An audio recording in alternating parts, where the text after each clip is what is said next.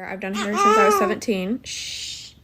And I'm talking about hair, I'm talking about my experience, but I know I've seen comments of nail techs, photographers, all sorts of trades that do this, and they're literally scamming their clients. The amount of times that I get a new client and they're like, oh yeah, I get a full foil, like from my previous hairstylist, whatever. That's what they tell me. I start foiling in the back. The back of their head, brunette, has not been touched. I asked them how much they charge, like they get charged $400 plus. They have maybe freaking 20 foils, it seems like, in their whole head previously.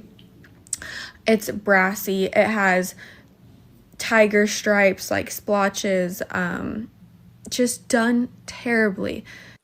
Okay, I'm just gonna chime in here. I don't disagree with her yet, because there are some points in here that she does have.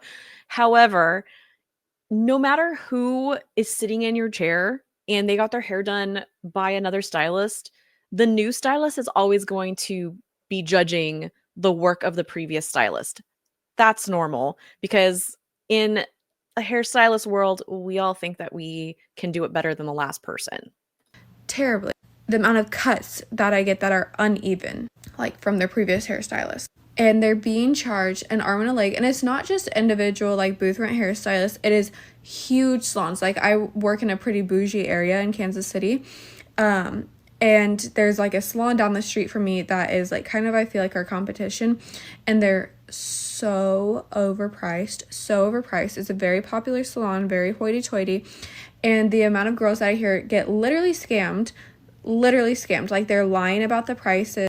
I had this one girl, she was younger. So I will say that being from Southern California, we have salons everywhere and we have really nice, bougie, high-end salons.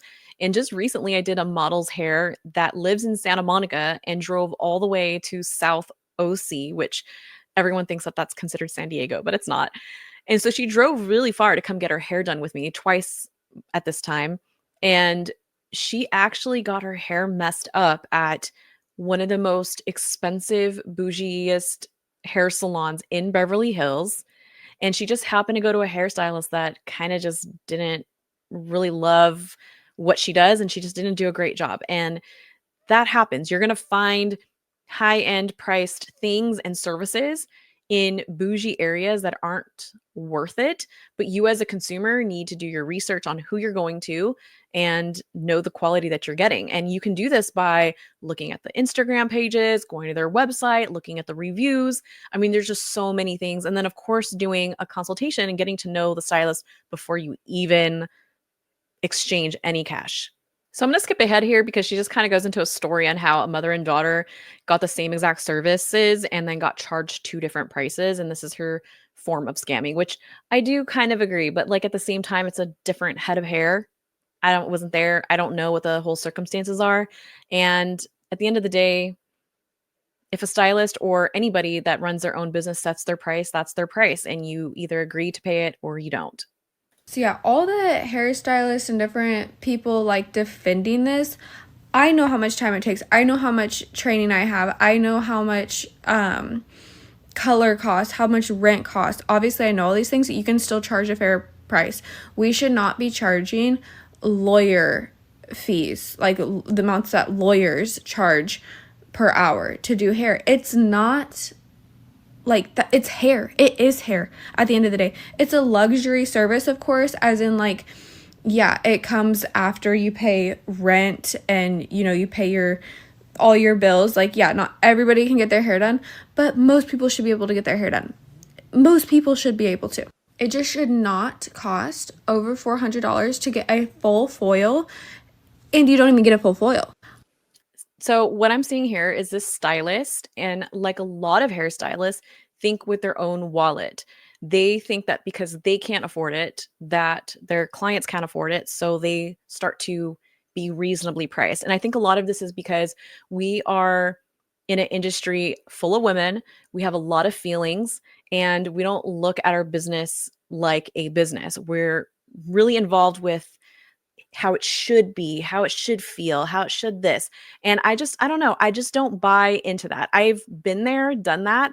I had that mindset once upon a time. And as I started to build my clientele and I started to get a ton of burnout, I quickly realized that all it took was like one little mistake for me to make, and my clients literally could care less if I was their hairstylist or not. So that's when I started really treating my business like a business. It drives me insane. And then I have to fix it. And I'm not gonna charge something that I don't believe should be charged. There it is. I charge what I would She's, pay to get my hair done. Luckily my mom does hair, so I don't have to pay to get my hair done. she's thinking with her own wallet here. Again, she is not separating the fact that because she wouldn't pay that, her clients wouldn't pay that either. So this is how she comes up with her pricing. But still, I wouldn't pay $1,000 for a color correction that is just not a color correction like you. Again, I don't know. It just this like seriously irritates me sometimes when I hear a hairstylist talk like this, because you can go and buy a Louis Vuitton bag, right, for $1,000, but you can also go buy a $10 purse at Target. And this goes for hairstylists as well. You can go to somebody who charges X amount of dollars, or you can go to somebody who charges $10 for haircuts. I mean, you have choices at the end of the day. It's like going to the Lamborghini, car lot and being like, "Hey, I want this car, but it shouldn't cost this much. It should be costing me $50,000, not $1 million." And you just don't get to choose what the price is. That's the whole point of being a business owner, is setting your own prices. And I think the fact and the reality is that if you were so bad at doing hair, you are so terrible at customer service, would you really have the clientele to scam you? I mean, it would be all over the internet if you did a bad job. You guys call the just craziest things color corrections. Color correction is so rare that you actually get one of those. And then they're telling all their clients, oh, color correction. Half the time of like the videos that I see of color corrections, is they're color correcting their previous work. So like say I were to make someone brunette. I can agree with that in some sense. A few months later she wants to go blonde, and say I were to film this whole process and I'm calling it a color correction. That's not a color correction. It's just not. It's not. Color correction is someone dyed their hair black at home. Oh, now we have to go through the color wheel and we have to do that. That's a color correction, okay? Do not let these hairstylists scam you. It's scamming. Of course they're going to defend it and be like, "No, I am worth this amount." You're worth an amount, but nobody's worth $150 an hour. I'm just sorry. Just maybe Chris Appleton, but There it is. And this is a point that I've been continuously making, is that hairstylists like to put men on pedestals. So you're not worth $150 an hour, but Chris Appleton is. And why is that?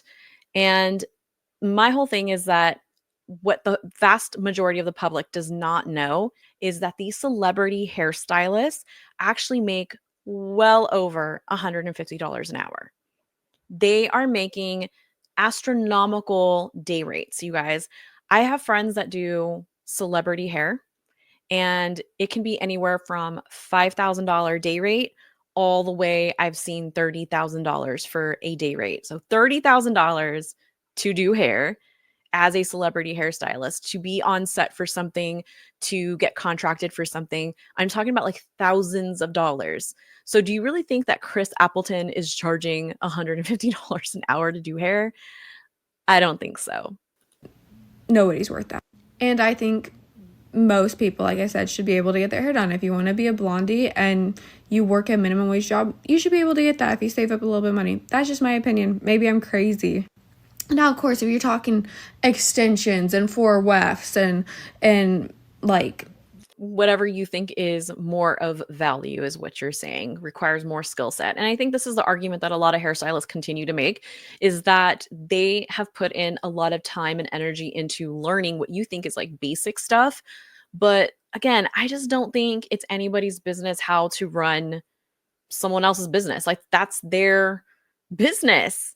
That's their choice. If I want to charge $300 for a root touch up and you want to charge 50, that's your business. If I happen to find one client to charge $300 to, and you find 10 to do $50, you just did like twice the amount of work, 3 times, 4 times the amount of work that I did. There's a reason that I am called the honest hairdresser here, okay? Do I think that $300 for a root touch-up is a little bit absurd? Absolutely, okay? If you charge it, more power to you. Make that freaking bag. I'm jealous. But this whole thing that hairdressers are doing of like a price breakdown of what things cost, it does not cost $9 to do a client, okay? It doesn't cost $9 to do a client. Yes, you are paying for color, developer, shampoo and conditioner at the bowl, leave-in products, your hot tools, your shears,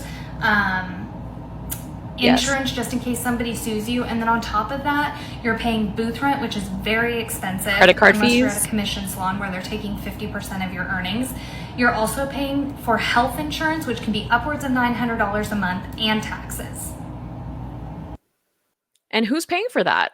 It shouldn't be coming out of my pocket. That's the cost of doing business, right? So if the cost of doing business for me to have my overhead and my tools, my supply, the shampoo, the insurance, the health insurance, all of those things, something has to pay for that. And the only way that I make revenue is through the services rendered. And if I know what my numbers are and I know what I need to make per hour in order to sustain myself, then that's what I'm going to charge. Now, you guys have all seen the video that the hair educator posted on how to discuss a price increase with your client. This one right here. And I just have one thing to say. She's got you bitches mad.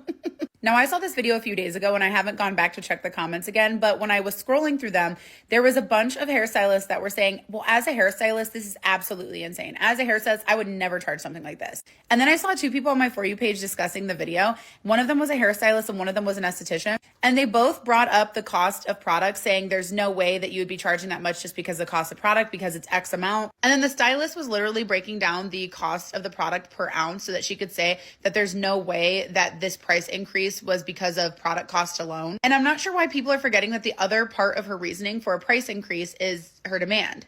Not only that, I don't even think that the situation is actually real, because she literally says in the caption how I would discuss a price increase with a client. But even if this is her real pricing, who the fuck cares? As a hairstylist, how are you going to be affected by it? The only way that this would ever affect you is if you argue against the pricing. If you're literally sitting here posting videos saying, I would never charge that amount, you're putting yourself in a mindset that you could never charge that amount. If you have a wait list of 50 plus people, you not raising your prices would be doing a disservice to half of them. Because there are probably people at the bottom of that wait list that are more than happy to pay that pricing so that they can jump ahead. And obviously, if stylists like this have the clientele to support that sort of price, that means that they've created an environment in which the client feels that that price is worth it. We really need to start having faith in consumers and giving them a little bit more credit, because nobody is going to pay $300 for a shit service. I truly don't think that people are hopping on the wait list of a hairstylist that smells like smoke, doesn't present themselves well, doesn't show themselves as a leader in the industry, that works out of a dingy, dirty studio with no amenities, a shitty booking system, that's flaky and cancels constantly. And then when they do a service, they leave color stains on somebody's face, or they're bleaching somebody's clothes, or they're getting their neck wet. And of course, mistakes happen with anyone, but I'm pretty sure that people are not lining up to spend hundreds of dollars with a stylist that is doing that consistently. So for any stylists out there that believe it's just totally absurd for anybody to charge $300 for a root retouch, I can understand your viewpoint. However, if I could give just a little bit of advice, it would be to be careful what you put out there, because you never know what level of success will find you. And you don't want to potentially block your blessings because you don't believe now that you would ever be at a level worthy of that pricing. And to end this video, I just wanted to bring something to your attention from a financial standpoint. If you are charging $300 for a highlight that takes you 3 hours to do, you are effectively charging $100 an hour. That means that for the root retouch that takes you an hour and a half to complete, you need to be charging $150 so you don't lose money. And if you don't want to charge that amount, that's totally understandable. However, that means if you want to keep that price low, then another price on your menu needs to increase. Or you need to be adding a higher ticket service to your menu that you are going to be doing just as often as root retouches so that those prices average out. But all in all, don't be the stylist that talks down about another's pricing, unless of course they're the shitty stylist that I described in the beginning of this video and they're charging that amount. If that's the case, take that hoe down a peg. And I think I played that video at the very beginning, but holy shit, this girl literally just took the words out of my mouth. She just hit all of the points. Again, we shouldn't be caring. How does it affect you as a hairstylist, and why are you as a hairstylist attacking another hairstylist? It's literally giving pick me. If you like this video and want to watch another one, click here. And if you want to watch the full video, click here. And for more education, head on over to MirellaManelli.com or HairbnBuniversity.com.